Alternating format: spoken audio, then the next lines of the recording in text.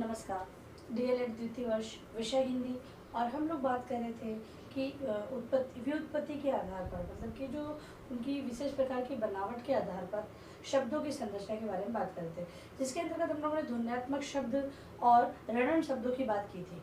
आज हम लोग उसी प्रकार के शब्दों की और बात करेंगे, जिसके अंतर्गत सर्वप्रथम हम लोग देखेंगे आज पुनरुक्त, या तीसरा है पुनरुक्त या द्वित्व शब्द। पुनरुक्त या द्वित्व शब्द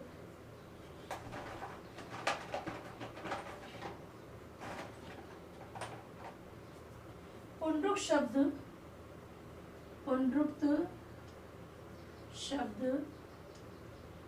न तो पशु पक्षियों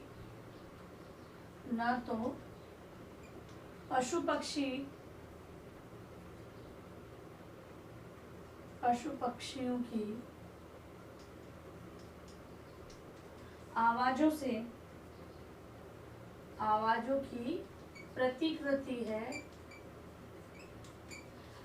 की प्रतिकृति है, और न ही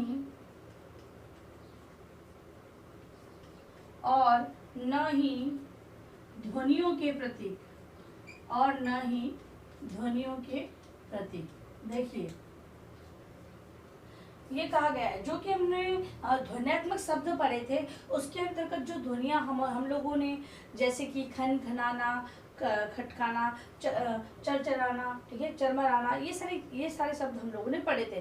वो ये जो पुनरुक्त शब्द है, ना तो ये ध्वनियों के प्रतीक है, और ना ही किसी रणन शब्द जो होते हैं वो पशु पक्षियों की आवाज होती है, उन्हीं पर निर्मित वो शब्द होते हैं। तो जो पुनरुक्त शब्द है, ना तो किन्हीं ध्वनियों के प्रतीक है और ना ही पशु पक्षियों की आवाजों की प्रतिकृति है।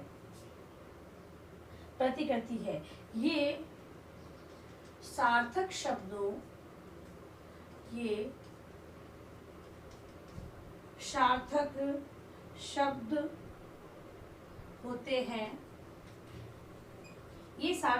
होते हैं,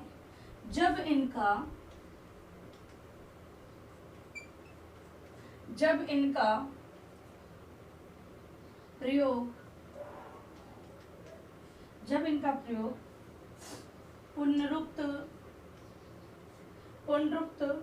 रूप में होता है, तो किसी न किसी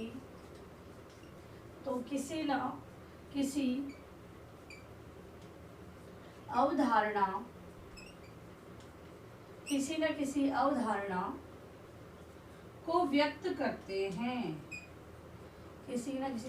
को व्यक्त करते हैं।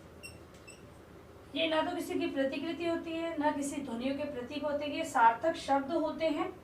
ये सार्थक शब्द होते हैं, जिनका प्रयोग पुनरुक्त में किसी अवधारणा को व्यक्त करने के लिए किया जा सकता है। जैसे काले काले बादल छा गए, काले काले बादल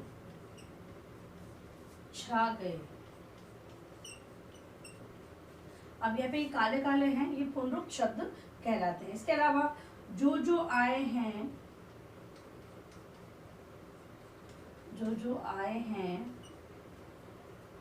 सभी को चाय पिलाओ।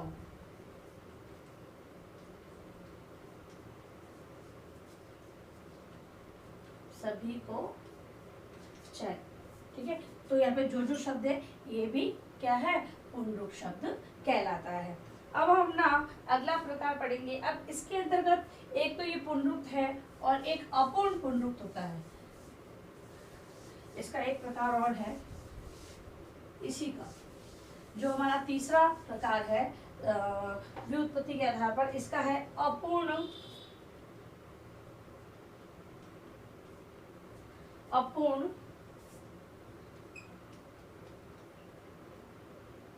द्वित्व या पुनरुक्त। इस प्रकार के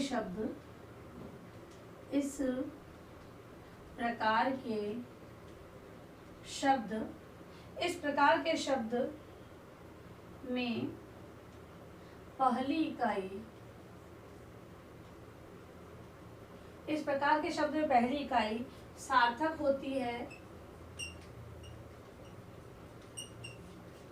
पहली इकाई सार्थक होती है, लेकिन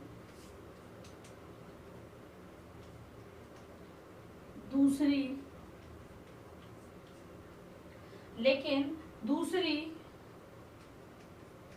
उससे उत्पन्न होती है, इस प्रकार के जो शब्द होते हैं, पहली तो इकाई सार्थक होती है जो कि अर्थ को लिए, और दूसरी उससे उत्पन्न होती है। तो उदाहरण जैसे धो धा कर,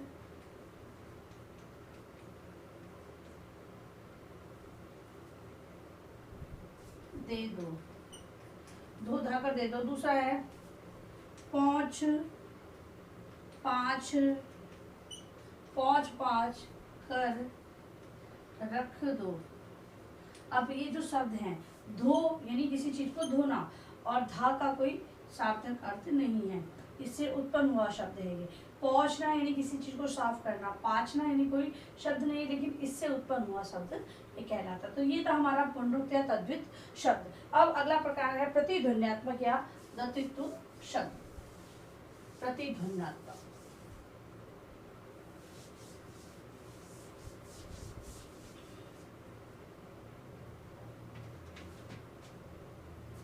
तीसरा है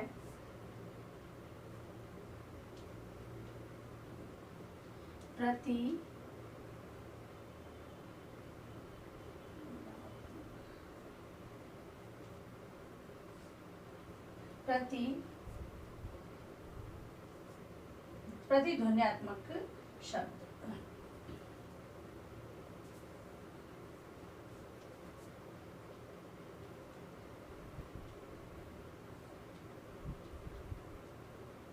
प्रतिध्वन्यात्मक शब्द ऐसे शब्द पहले शब्द की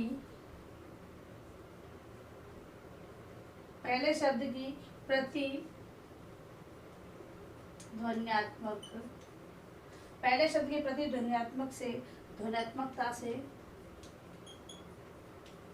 भरे होते हैं। ऐसे शब्द जो पहले शब्द की प्रतिध्वन्यात्मकता से भरे होते हैं, जैसे अरे, कुछ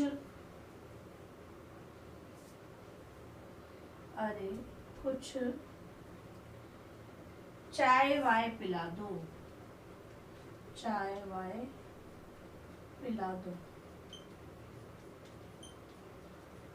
इसके अलावा खाना वाना खा लिया कि नहीं, खाना वाना खा लिया कि नहीं। दूसरा प्रकार उदाहरण है, फिर है कहीं कोई गाना वाना याद है कि नहीं, ये थे उदाहरण प्रतिध्वन्यात्मक शब्द के। अब हमारा जो व्युत्पत्ति के आधार पर अंतिम है विस्मयादि बोधक शब्द, उनके बारे में हम लोग अंत में चर्चा करते हैं।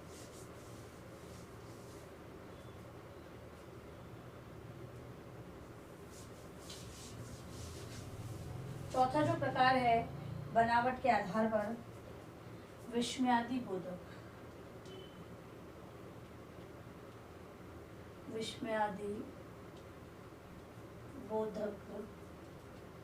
शब्द।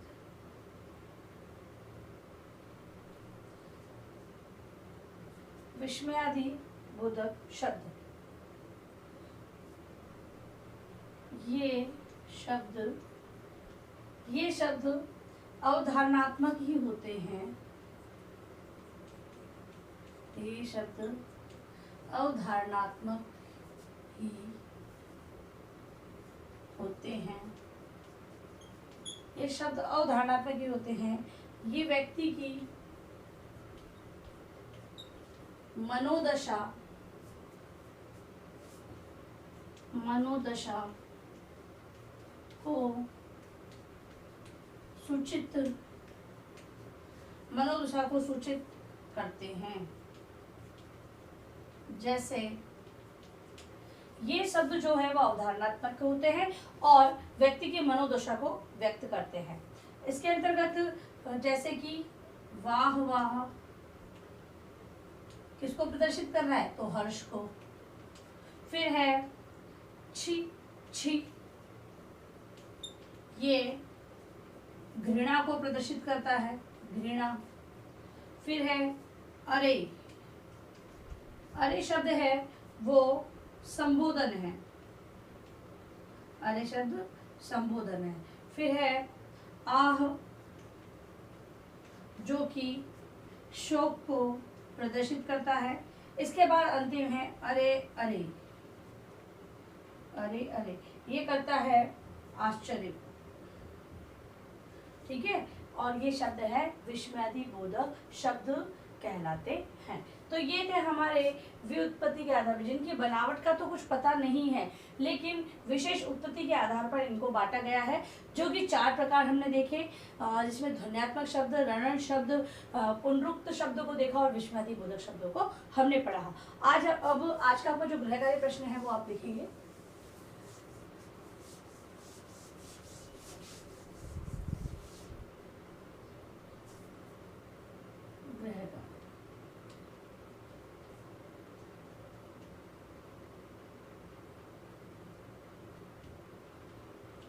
व्युत्पत्ति के आधार पर शब्दों की व्याख्या कीजिए। व्युत्पत्ति के आधार पर शब्दों की व्याख्या कीजिए, जो कि आज अपन ने इसमें पढ़ा है। और जो 2 प्रकार हमने पहले पढ़े थे उसका आपको एक निबंधात्मक उत्तर के रूप में आपको लिखना है। और अंत में आप लोगों से निवेदन है कि इस महामारी के दौर में कम से कम ये आवश्यक कार्य होने पर ही घर से बाहर जाए, बाहर जाते हैं तो मास्क लगाए, हाथों को बार बार सैनिटाइज करें और सोशल डिस्टेंस का विशेष ध्यान रखें। धन्यवाद।